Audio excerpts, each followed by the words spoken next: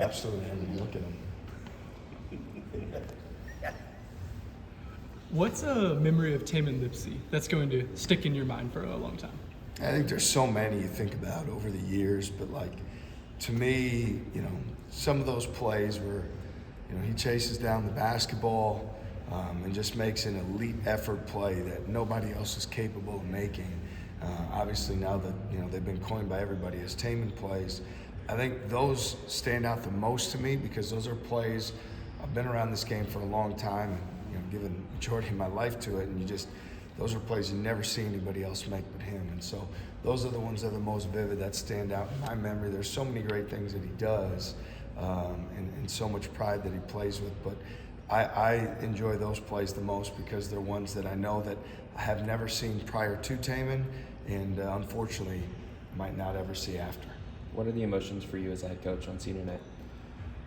Yeah, I mean, you have so much appreciation and gratitude and thankfulness for guys in our program and what they've given and laid it on the line every single day. And so you want them to understand how amazing this opportunity is to have an unbelievable fan base that we do, and we know they're going to show up. It's going to be an unbelievable crowd environment and respect for those guys. So I think my main message to our guys has been, there's times during the year that you learn your lesson from things that don't go your way. But now, everything is permanent. It's the last chance of playing Hilton. After that, the next thing and the next thing. And my point of it is that I think what you learn when you've done this long enough is just how special that day is and how important that day is and how much pride and passion, enthusiasm you want to have on full display on that day. So for me, I have so much gratitude to all those guys, but I also want to be the leader that they need to make sure that they understand how special it really is. Does that resonate with young people? You hope so. I mean, I think, from my vantage point, for whatever the future holds for anybody on our roster, whether it's, professional or graduation or even if it's another school, I think the thing you learn and understand is there's no place like Hilton. There's no place the fans are going to love you this much ever again, wherever you play basketball after this, because we're really fortunate. And so to really take in that moment, take in that day, appreciate that day, because it is special, and it's one that not just the seniors, but all of the guys, it will have an impact on them for the rest of their lives. How much appreciation do you have for Tamin going back to when he committed to you guys and probably didn't have the body of work that you have at this point in your Iowa State run, and he was probably recruited more by the old staff than by your staff? Yeah, I'd say like specifically the unique part of Tamin's situation is that when we got here, we didn't have much to offer up to him other than the hope of a bright future. The work habits, the belief, the vision is what we had for him. And truthfully, where he was at on his journey, he was coming off an injury. He had been somebody that had been recruited more early in his career and wasn't quite sure who really wanted him, wasn't quite sure where his recruiting stood. And I think it was a perfect marriage because we knew right away that we really wanted him and we had a belief and a confidence in him.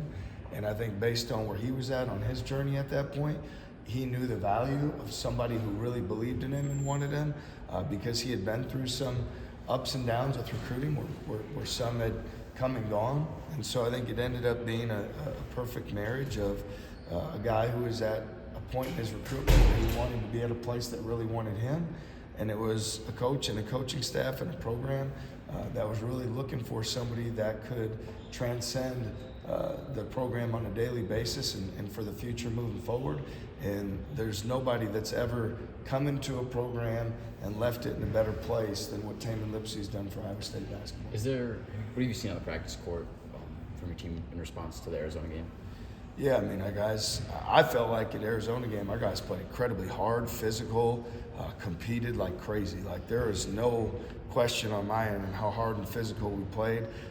Certainly we'd like to finish more plays at the rim. Certainly we'd like to convert more plays on offensive rebounds.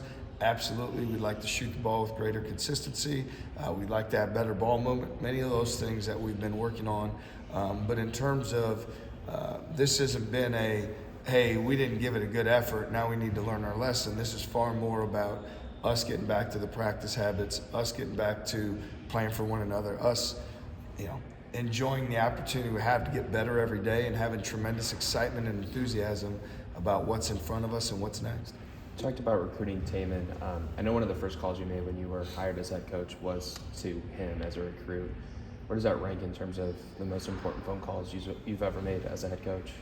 Yeah, no, I mean, obviously he means the world to me, and as much as he's accomplished and we appreciate everything he's done, as a young man and as a person, he means a lot more to me even than the wins and the experiences we've had on the court. And I know that that's a lifelong bond. That's not something that comes and goes after a year of a commitment, 4 years of playing for someone. That's something that you're in this for the long haul together. So it'd be hard to have any recruiting call have a greater impact on me and our program than the first one that we made to him and then the ones we had following, to make sure that he knew how important he was to our program, the vision that we had, what we'd accomplished, but even more importantly, how proud of him for the man he is and the relationship we're going to have moving forward.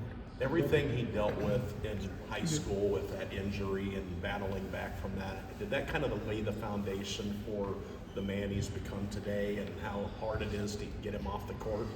I think when you play basketball at this level, there's no such thing as 100%. There may not be a such thing as 80% when you get to this part of the year. And so as much as you don't want to endure injuries and adversity and have things that are ailing and holding you back from a pain standpoint or a physical standpoint, I think those experiences teach you and allow you to understand that there's a mental aspect you can dial into even more. We want to make sure everyone's healthy and safe and doing what's in their best interest, but there's also such a thing as grit and resolve and ability to fight through doing hard things, especially when you're hurt, sore, your body's beat up, you're returning from an injury, you just played heavy minutes, whatever that may be. And Tamin Lipsey has demonstrated the ability to do that exact task better than anybody in terms of, I know what's going on in my body, I know how to best treat it,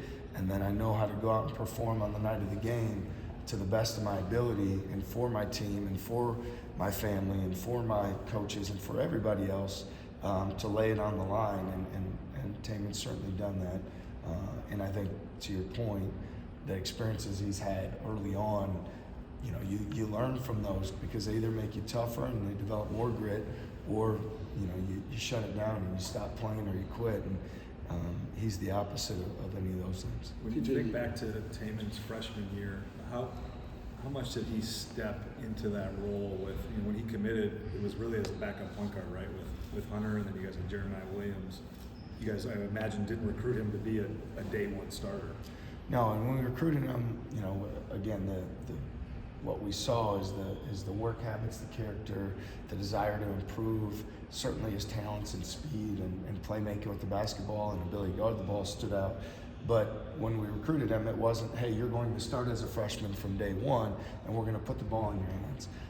Because of the variables around the situation, that's what it ended up being. And even, that wasn't the case in the summer when we started our summer workouts. If you'd have asked me in June or July, I wouldn't have seen coming at that point what was to come when we started the season, which was he's going to be our 30-plus minute a game starting point guard and have the freshman season he was going to have. So I think that's a testament to his work habits and his continuing to build and grow. And then I also feel like if I were looking at a young Tamin Lipsey and trying to advise him on what type of program you'd want to go to that really values what you do and who you are, I would say at Iowa State there couldn't be a better fit in terms of coaches and a program that really appreciate, value, and look for what he does. So when he was a freshman, we had all the confidence in the world to be able to put him in that spot because of everything that he does on every single possession. And look, when you're able to do that, guys, again, just like the injury thing, you learn through experience. It wasn't all, fairy tales and unicorns and rainbows. There were some tough times. There was a loss at Texas Tech. There was a challenging game against Pitt in the NCAA tournament. There were some moments that were really, really hard. But I think that's what you want if you're a competitor. You want the hard things. You want the challenges. You want the adversity because that brings out your very best. And I think there's not a young person, a competitor, an athlete that has demonstrated their ability to be at their best in the face of adversity to the extent that Tamin Lipsey's demonstrated. Joshua, Nate, I mean, senior day for them too. How would you want them to kind of pour into that moment, like you said, but also recognize, like you said, that so much is still in front of them? Yeah, I mean, those guys, you know, you give multiple years to a program. You know, we've had a good record at home over the last 2 years. Certainly like to win every single one, but we've done fairly well.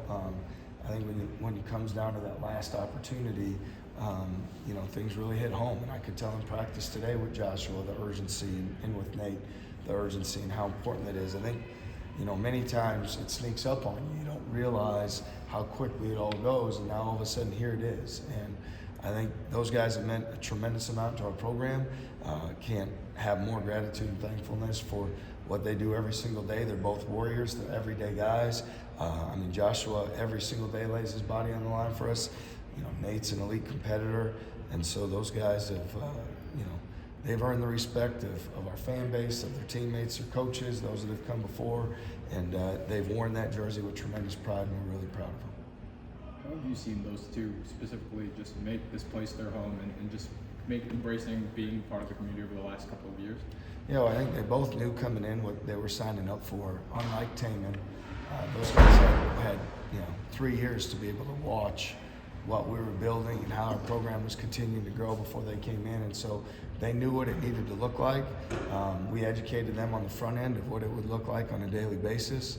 A lot of times for us, recruiting is about telling guys, if you're not tough enough and you don't have the work habits, don't come here. It's not a rosy picture. It's not, you know, that sort of thing. So those guys are about the work. They're about the development. And I think it says a lot about them, how they've worked and represented us every single day. And at this point of the year, what is the key to getting your team to reach another gear this late into the season? Well, I think it's, I mean, the things that happen on the practice court and the things that happen in the game. And so, you know, for us, the identity, I think if anybody, you want to watch the game or look at the numbers, if you said, what does Iowa State men's basketball team need to do to reach another level? You'd say, dictate with their defense, create turnovers, specifically live ball turnovers, score off their defense.